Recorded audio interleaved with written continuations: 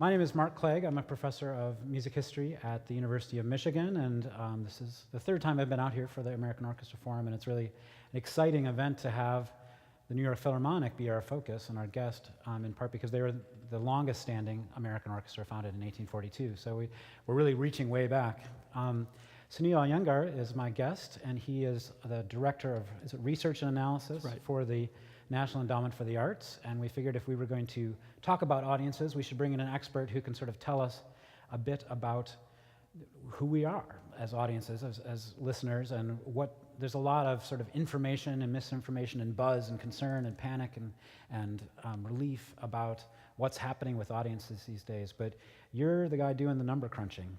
So where are we sort of with audiences? What are the state of our audiences today? Are things changing? Are things pretty stable? What's happening? Well, as I start to answer that question, I think people, after hearing that great dialogue between hearing Alan kind of talk about where he sees he wants to move, where he's been moving the Philharmonic, and hearing you all, I know that the question of who you are is one that you probably can answer, in the sense of you are the audiences, I take it, for a lot of performances, for example, that go on here. What we try to do at the NEA and in the research office, and many people don't know that the NEA has a research office per se, but we do, and we look at very large statistical, basically data sets, where we collect data directly through the US Census Bureau, for example, on how Americans participate in various arts activities. We also commission studies, we produce reports, all that stuff's up on our website, arts.gov/research. That's my only plug, I think I'll give today. But I think, just to kind of get back to your question, so we've actually, there's a large survey that we've conducted periodically since 1982 called the Survey of Public Participation in the About Arts. every 10 years, right? Yeah, 5 or 10 years usually, and we're actually doing the next one in a couple of months to go out in the field for about 36,000 US adults will be surveyed, and it's a representative sample of the US population, so we can be sure that it reflects the general population in all its texture and totality. That said, we've been doing this since 1982, and we see, just to put it out there, here's some numbers. 26% of Americans say they like to listen to classical music through the survey, and this isn't just a poll or anything, this is a very high. I feel obliged sometimes to kind of talk about how rigorous the survey is so people can understand. It's got a close to 82% response rate, for example, for people who take it, which is very high. So about 26%, that's one in 4, say they like to listen to classical music. Now, I'm going down a bit. So 18% of adults, U.S. adults, in an adult survey, say they view or listen to performances or broadcasts of classical music, and they actually did do that in the last year. And then when you get down to actually attending a classical music performance, this could be choral works, symphony, what have you, it's chamber music. It's close to 9%. Now taking the 9%, what we see is that's actually a reduction, substantial reduction from what the general participation rates had been in the past. It was close to 13% in 1982. It's down to 9% in 2008, which is the most recent period we conduct the survey. As I said, we'll be conducting it again this year. So off the face of it, you would say, oh, the numbers are going down. And one thing to keep in mind, though, is that it's really the devil's in the details with all these things. And we look at different age groups, we look at different race ethnicities, we look at different education level and income level, and we see some interesting patterns.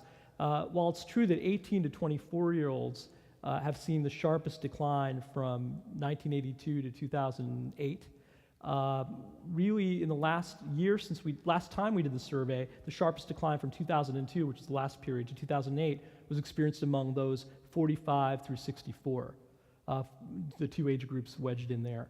And so there was something that happened in 2008, particularly, where a lot of the people in the baby boom generation essentially seemed to be going much less to live classical music performances than in any previous years. And to give you a sense of it, I mean, essentially they make up among the largest percentage of classical music audiences in general. And then it's actually, that's not a myth. I mean, the data do show that older adults are very heavily represented and not to use any value judgment on this, but in terms of the statistical term, they're overrepresented compared to the general population in classical music audiences.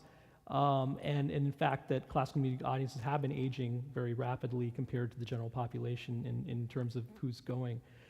That's just one dimension of this, but then when you look at younger adults, okay, so they've been reducing their attendance to these events, and they maybe didn't have such a high level to begin with. But what's interesting here is that you see them participating in all kinds of other ways, and that's something that maybe doesn't get as much play as some of the sort of the bad news. So in other words, they tend to create and perform, even in classical music, at twice the rate of all adults. They make up, I think, 1/4 of the total pool of classical music, people who play classical music in this country, who said in the last year they played classical music, not necessarily professional, but could include professional, but certainly mostly amateur. And so there's that vibrancy there. There's also, of course, the fact through social media and through, as we were talking about, electronic media, they're very highly represented in those people listening and downloading and viewing classical music performances. So it's really a mixed bag in terms of some of these survey results. Let's talk about, just back up to that, the aging audience, because that's something I hear a lot of. Is it, with the baby boom generation going through, we have sort of this bubble of an increased number of people in that older generation, but it's also people who have, someone who's a young parent, now that you are, you may have less time to go to symphony concerts. Just warning you, I have 16-year-old twin girls at home. You may have much less time to go to movies and symphony concerts and other things, in the next decade or so than you maybe had in the last decade. And also, as far as, I'm certainly thinking about college education for my kids, so a lot of my resources will be going into very specific things, so I may cut back on going to concerts or have to for that reason. Is it a matter that the audience is aging? I mean, the worry is that it ages and then passes away, right? And then we'd have no audience. Or is it that it's always a recycling, a churning of this audience where it's people who have the leisure time and the disposable income to buy tickets and to attend that are the audience? So has it always been that way, or is there? No, in the past, this age, so there's definitely the time of life issue, no question about it. In my case, being a young parent, having issue, I'm not necessarily young, but being a parent and having issue, getting a job or getting out of college and starting a career, or even further down the road when you're really looking after your kids and so forth. There's that issue, but it has been, there have always been that cohort of 45 to say 54 to 65-year-olds in these surveys. And so at every wave of the survey, they've participated, and they tended to participate much more strongly. So I don't know if part of it is, did something happen with the advent of so much technology that is perhaps, to put a positive spin on it, maybe they're participating more avidly through those formats, but we don't know that for sure because so much of the technology is brand new. So we don't have great baseline data to be able to say, oh, it rose, internet use rose dramatically in the last 20 years. I mean, it's only been around. Right.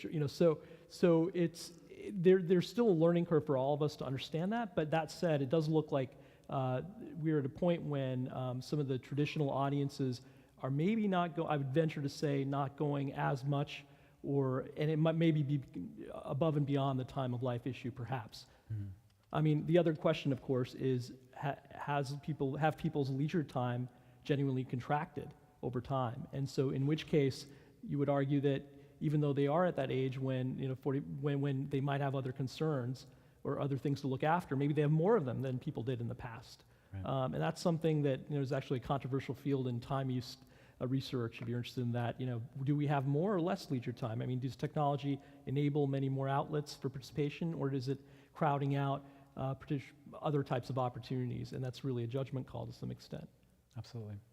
Let's I do want to follow up on your plug of your website, in part because I went there in preparation for our conversation today, and there's really an incredible range of reports. I mean, just hundreds of reports about various different arts and different activities that the NEA is involved with. And the most recent one, maybe we should jump into now, Audience 2.0, is talking about this technology issue, is how technology is correlated. And we've had in previous conversations here on this stage about the forum, Mason Bates was here sort of urging the embracing of Twitter and other technologies, and he sort of, very much is doing that on stage with bringing his DJ techniques into the orchestra and combining that with traditional instruments. But he was encouraging us to look at technology as a friend of audience development rather than an enemy of the sort of concert tradition. Does your research sort of suggest that technology use is correlated with arts participation or not? Yeah, actually, that was somewhat surprising insofar as when we conducted the study, we found that, and this was since, I should say, it's been somewhat validated or verified or at least corroborated by research across the pond. Now I'm thinking on the West Coast, so where's the pond? East Coast, okay. So in the UK, where they've, both the UK and we did similar studies where we found that in fact, people who engage, say, in music, dance, or theater performances online, viewed them, or through other media, were 2 to 3 times as likely to actually attend those kinds of performances, and that they even attended at more frequent rates than those who didn't. Now, isn't that kind of, that maybe some of you would think, okay, that makes sense, it's participating of some kind, but there are a lot of people who wouldn't think that. I mean, they would have thought, and I frankly thought maybe it's shutting out those kinds of activities. Well, you do see an appetite and an interest and engagement that seems to be permeating or cross-pollinating, these different forms, and I think that's very hopeful, certainly. And let's face it, it's not just the younger adults who are doing the stuff online or engaging in the new forms of technology. Far from it. In fact, as older adults or middle-aged or older adults become more accustomed to freedom and moving on to a different lifestyle, maybe literally moving from one place of the country to another, they're going to rely more heavily on these technologies. I mean, they certainly do to keep in touch with, on Mother's Day, keep in touch with their family members. So I think that's something that is going to be, that bridge is going to be extremely important. And it's also an important way of bridging urban, rural populations, about HD performances of, opera, for example, and they've done that with symphony music. I mean, I think those kinds of experiences tend to reinforce, I would argue, the live, actual going to a hall event. Now, I'm not saying they don't require different competencies or different capacities to enjoy and appreciate those forms. I do think there's a kind of literacy of all these types of engagement, and each of them is worth its own time and effort to stake out and to listen to a Bruckner, piece from the beginning to the end, for example, and not be distracted. And that's where we get into, I don't know if you want to steer this conversation here, but arts education. And it's almost a truism that, art, but it's verified by data that those who, engage in music when they're young or, listen to it or are exposed to it are much more likely to actually create and to listen to and observe classical music. And that says something, especially at a time when we know sources for those kinds of offerings are dwindling. And it need not be in a formal educational setting as a school. It should be ideally, but it can also be supplemented by after-school, classes or activities that occur in informal spaces, as Alan was saying they're trying to do. So I think that's another key piece in this, is the nexus of education with all these sort of the digital types of participation, and on the other hand, the live traditional forms.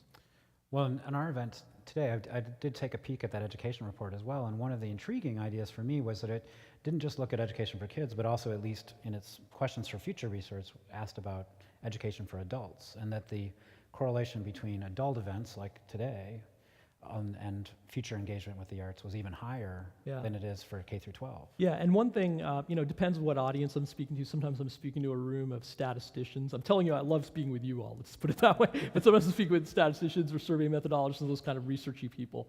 And I always have to, this is very true, you have to be careful. When we say correlations, we know we're not talking about cause and effect, right? So yes, people who do one thing are very likely to do something else, but that doesn't necessarily mean that by virtue of doing this, they would automatically do the other. You might, that's, so the point I'm trying to make here is that nevertheless, you do see very strong correlations, as you say, between, arts attendance, having classes, learning arts education, and participating, between, engaging in digital media and through the arts, and on the other hand going to actual performances. So there's really intriguing connections there. But we've run some really sophisticated, more sophisticated types of analyses since. And one of the things we find is that those who do these kinds of events, attend them and engage in live theater, music, classical music, dance, also are very likely to do a variety of other activities. So there's almost some sociologists call it the omnivore theory, because it's basically they like to do everything. They really go out there and they do civic engagement in much broader ways. they tend to be 2 to 3 times as likely to volunteer in their communities or to, even, and this is what's interesting, is we just had that conversation about the softball leagues, the competing New York and San Francisco softball leagues, not to raise an old grievance. Another bitter issue for the New York Philharmonic. Yes. But that said, I mean, sports and music actually do go very well together in terms of the correlations, getting back to that, those who engage in music and engage in sports. And not just music, but live arts kinds of events. And so that the habit of going and attending and opening your mind and engaging in experience is very similar in both cases. It might be a completely different kind of spectacle on display. But there's also, there's sort of the acquisition of whether it's knowledge or information or experiences, which I know can sound very, maybe I'm sounding overly optimistic, but I know that's definitely showing through the data. Well, to bring up yet another report, which I found that the title really just grabbed me right away, was about arts and civic engagement. Investing in arts was investing in life. That you found that there was a correlation between the engagement in the arts and also engagement with the community, everything from exercise, as you pointed out, but also community service. I mean, sort of willingness to volunteer, that people were involved and they were there with their neighbors and participating in their communities. And what's really interesting about that is when you control for things like education, income, race, ethnicity, age, and so forth, gender, you find that, in fact, someone's likelihood to volunteer, in fact, attending a live arts performance is a much higher predictor than many other variables of someone's likelihood to volunteer. And that connection, it seems to me, I mean, sometimes we who work in the arts forget about that. I mean, forget that how much of our armies are run by volunteers, right? I mean, we're out there with volunteer staffs a lot of times. They're often engaged in many, many ways. I'm sure there are many who volunteer here. Sure. And the two it doesn't necessarily mean that they only volunteer in the arts. I think there's a crossover effect that seems to be happening. And so getting back to what Alan was saying about his hopes for the Philharmonic being, and I think it's borne this out, being a kind of institution that is a resource for the community in the city, that's something that we should all collectively think about. Those institutions we revere and like a lot, like the Symphony Hall, does have the potential to be a kind of hotbed for those kinds of activities that are much more beneficial to the broader community than people would think at first blush. And wouldn't necessarily associate music with all these ancillary kind of positive experiences and activities. Do you find a lot of difference in participation either across different ethnic groups or across gender? Well, classical music specifically, it's interesting because actually, so this little caveat here, the census has these categories by which they classify people by race and ethnicity, and so we basically adhere to those. So they have a category called Other, which I know doesn't sound great, but is essentially largely made up of Asian Americans. And that group actually is among them, well, actually they're the most likely to listen to classical music or view through electronic media. It's 1 in 4, I believe. And, no, sorry, it's 24% of them are as likely to, 24%, I believe, of Asian Americans say they do that in the last year. So that means like at least, a few times the last year. And also they are very likely to create classical music, whether it's performing or rehearsing or whatever other means. And of course, they go to these events also in high numbers. Now, I'm only mentioning that because we were talking about race and ethnicity, but also, there's a lot of culturally specific programming that tends to attract different types of groups. So, for example, I think if you saw that study about electronic media in the arts, digital media in the arts, Latin music definitely drew by far the highest percentages of, Hispanic or Latino Americans were among the highest group represented in listeners to that kind of music in live spaces. So I think there's a very interesting kind of correlation between, which we're still getting our hands around in terms of, culturally specific programming and a broader group of the general population. I think in many cases, it speaks to sort of the ecumenical quality of this music and what a great sort of tradition it is, a live tradition that it manages to bring in people from so many different cultures and backgrounds. And in some cases, it's not necessarily what you would think offhand. I mean, as I said, Asian Americans are the ones who are most likely to do these things versus, say, whites, for example. Mhm. What about gender? Are men and women equally participating? No, unfortunately, men tend to much less. I don't have the numbers right on me, but and maybe if you look, I mean, not so much here. I see a pretty good mix, but sometimes that might be true. I mean, I know that a lot of men who do participate are often brought by their spouses, according to some of the research.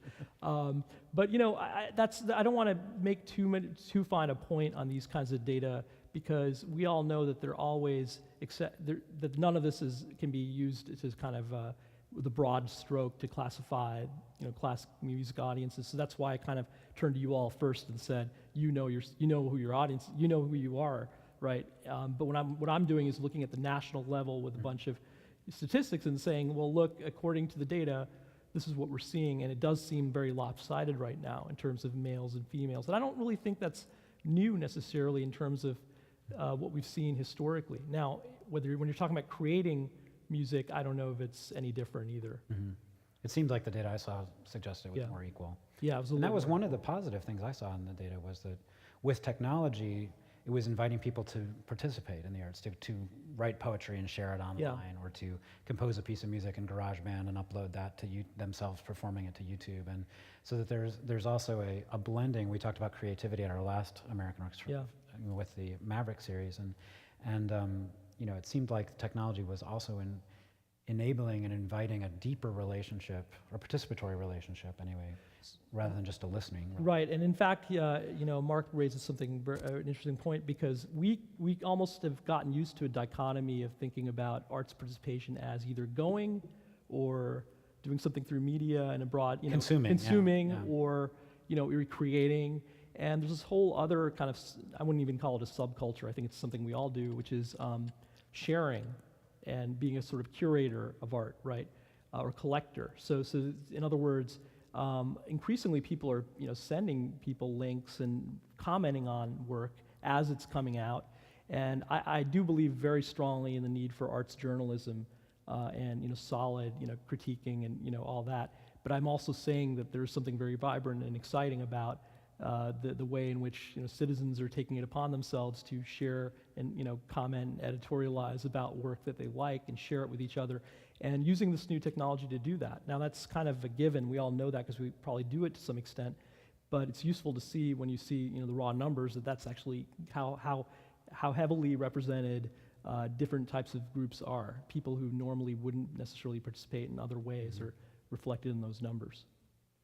Well, certainly, as a music professor at the University of Michigan School of Music, one of the puzzlements I have is that I hear this data about sort of lack of participation, and then I see the ever-increasing numbers of applications that we're receiving. Yeah. I would expect that the number of kids being interested, if education in the schools has dropped, there wouldn't be as many good violin players applying to study, or that people wouldn't be interested because maybe they would be aware, fearful that it wouldn't provide them a stable career or whatever. But it actually, at least anecdotally, of the schools of music I know, our applications are really through the roof. And you're not alone, because full disclosure, I went to the University of Michigan too. It's one of our proud graduates who I'm plugging here. So that's why we're really here. No, but seriously, I think this is very true, because when you look at Department of Education data, you actually see that fine arts degrees are outpacing all other degrees. I mean, all degrees as a whole. Like when you look at all college degrees, in terms of the majors conferred, when the degree is conferred to the fine arts, including classical music types of art and so forth. And it does suggest a growing kind of hunger or demand, perhaps, among a certain group of the population, those who are maybe leaving college or starting to, or at least those in the college age group, I should say.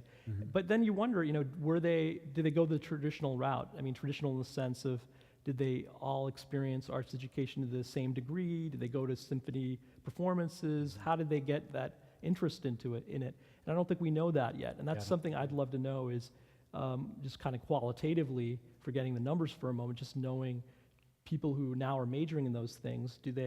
Would you consider them the kinds of people who you would see here at this kind of at a performance, or are they a completely different section of the American public, part of that 26% who loves classical music, who doesn't come, who would maybe come here? I mean, I would just give my impression, but I think they're pretty omnivorous, to use your term. I mean, in the sense that they are interested in a lot of different arts. They're interested in the connection between dance and theater and music. They're interested in film. They're interested in video games. they're really seeing music in as a boundaryless space, as opposed to the kind of training I had a couple decades before, which classical was a little, I mean, it's still classically based training, but and I think there's a strength to that, but they're also, I think the walls are more permeable or lower than they once were. But I wonder, I guess, to follow up on this, if we brought you on, I mean, Matthew, who just became executive director of the New York Philharmonic, if some orchestra, snapped you up and wanted you to be their new executive director, given this mixed picture and some rather, daunting data, where do you think are the possibilities? Where is there growth possible? Do you see where that's coming from? What would you do if you were running an arts institution today? Oh boy. Well, you don't want me to do that, but no, I mean, seriously, I actually think that's a flattering question, but I also think it's a very interesting one for us all to think about. And I guess one thing I would just say is, in a way, location. I mean, it's not only in the beautiful halls like this one where this kind of music has to flourish. It has to be out on the street. It could be, a subway platform. It could be, any number of venues and more creative people than I can think of. And it has been done, and it is being done. But I really do think it's like, you want to. It's almost like a marketing thing. You want to get the music out there to people who really have the capacity to perhaps start appreciating it and learning about how to appreciate it. And it can be done through the formal routes of education that's in a school setting. It can be done through informal education. And I think it calls for maybe more community partnerships than have ever perhaps gone before historically. So one of the things we do at the NEA is we've just started a group called the Arts and Human Development Task Force, where it's basically 15 federal agencies, including the Department of Health, Department of Education, and many other groups are with us, and we're looking at ways to make the arts, integrate the arts in programming around health and human development. Because there are many programs for older adults and for younger people where the arts have been used, not just instrumentally, but actually holistically as part of either a healing environment or a learning environment to foster skills that are lifelong skills. So when Alan says, he'd love to have, audiences that are basically to win the trust of people throughout their lives who come back and keep coming, it's almost like that with the arts writ large. You want a lifelong engagement with the arts to happen in the general public so that you achieve all these spillover benefits that are very much part and parcel of what the arts are about: creation, empathy, imagination, intelligence, all these things that we know are in the arts. And so I guess what I'm saying is it requires much more connection with different types of organizations. And I love the idea that we're going to hear from somebody who has a background in the sports arena, literally, to be able to kind of talk a little bit about this. But I think the connection between sort of across the aisle to other organizations that may, in fact, bring in new constituencies is very, very important. And the informal environment, as I would call it, is a great way to do that. We may take just a couple questions if there's somebody has something coming up, but I just wanted to, as a concluding remark, just tie that together. And I do think a lot of this will come up in the larger panel later with Brent and Matthew and others. But the issue you raise as far as music's larger contributions to the community not only are in that report about arts, and civic engagement, but really started here with our conversation with Gustavo Dudamel, the very first American Orchestra Forum, where we were talking about El Sistema, which is in effect an anti-poverty, public health initiative, which just happens to be putting 300,000 kids into music education programs. So there really is a connection, and I think that's a lot of what's driving us all, is that we had this experience and know that it did so much to us. I mean, I know I joined a youth symphony when I was in junior high, and that gave me a group of friends, and it gave me a place to belong, and just a spiritual kind of awakening. When I asked myself that question about why are so many students coming to study music, I think in part it's because it provides that spiritual sustenance at a time when everything seems to be so fragmented, and the public sphere is so sort of warring with itself in a sense, that's so atomized and pushed apart, that music gives us something as human beings that we can't get other ways. And clearly these kids who are devoting their life to it and all have this dream that they'll be on this stage, they're not all going to fit on this stage. And I know that, and they know that. Yeah. But there's a dream and a passion that they bring to what they're doing, which we certainly believe is going to prepare them Right. for the future in a really positive way. And there's that rigor and sort of excellence, which Absolutely. I know that sometimes people don't like that word because it implies that there's some kind of, canon, looming over us. But it's true. I mean, this is like artistic excellence and innovation that's all embedded in these qualities of these students, for example. And I think orchestras excel at that, the best ones do. And I think that's those kind of values and virtues, do you want to radiate to other domains of, interest. So, yeah. And a lot of that experimentation is happening here. Did any of you participate in the Community of Music Makers event? A couple of you, yeah. That's really a fantastic project that's happening here where they're first with a choral experience and then with orchestra and then chamber music, I think, is coming up, where members of the community have worked side by side with people in the orchestra to make music. And I think that's really fantastic. And Michael Tilson Thomas, of course, also works with the New World Symphony in Miami, and they're doing a lot of the kind of experimentation we saw on stage here last night with the Barbary Coast and Beyond performance with the screen and the multiple performers, and really, bending genres literally with a musical saw.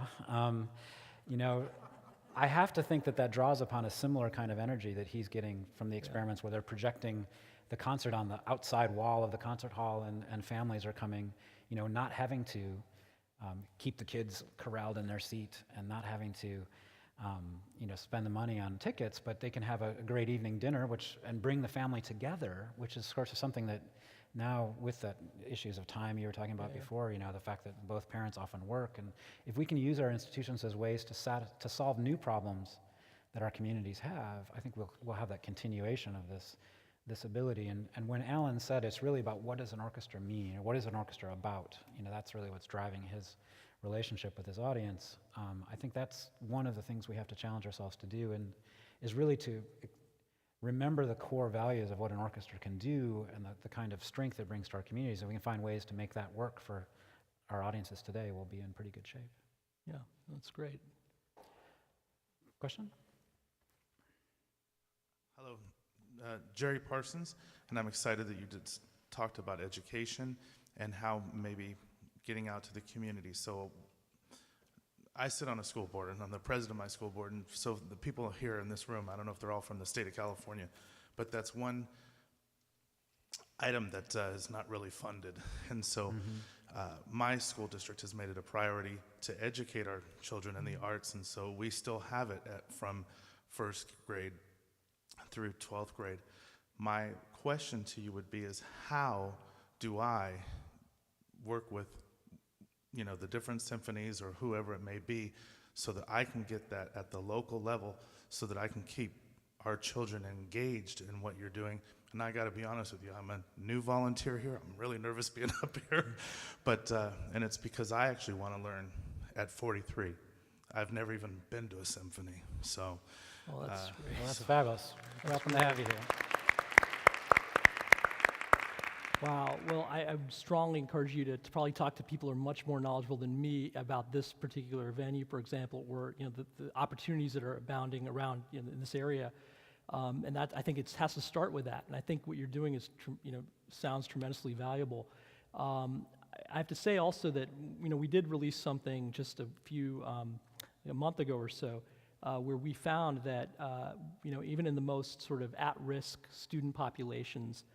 In fact, especially in those populations, having had an arts education made a world of a difference later in life, because we track those same kids over years and years and years through these very large data sets. And it's amazing. It happens in terms of their grades. I don't want to overstate things as a researcher, but this was something where we really looked very hard at it, and it was grades, it was in terms of their engagement, other activities, other school activities, which that engagement transfers into academic engagement a lot of times, as you can imagine, and of course in their, as we were saying, volunteering in their communities and doing something positive, and even later in life in terms of their job outcomes. There seemed to be some thread going through whenever even after looking at other factors in this very low socioeconomic status background. But to get back to your question, I would just strongly encourage you to talk to people here about what you can do positively with your school board. At the NEA, we sort of sit, we're in Washington, but we try to get out and go to these places. And the NEA, is a very small amount of funding for arts education compared to, say, the Department of Education. And even that, we would all agree, is probably, there's probably more opportunities, let's just say, for more across-the-board funding for this kind of stuff. But I would just, hopefully speak to other people and get some ideas that way. Statistics do play an important role, though, I think, because, in some ways it's easy to give someone an SAT test, right, which has math and verbal scores, and to be able to sort of judge whether a school system is succeeding or not. The measurements for arts participation are maybe a little more tricky. Do we say that everybody needs to play a certain scale on the clarinet at a certain speed? It's not something that's sort of universal, but the kind of skills it leads to. So, I remember hearing an anecdote about a community where the major employer in town just put a line on a job application that says, what's your experience in the arts? And suddenly the school teachers in that town, had something to really to point to say that what they did was important. And actually, I take back, there is something we can do, which is I would be happy to meet with you afterward if you want to give me your address or something, and this goes for anyone, and we can send you, some reports that may be valuable for decision makers that you're trying to convince or, talk about the value of the arts in your community, because we have a lot of that information, hopefully readily understandable to people so they can pick it up. And we actually mailed some of those reports to school superintendents across the nation because we want them to land on their desk. And our chairman said he wanted it to land on their desk and make an influence in their decisions.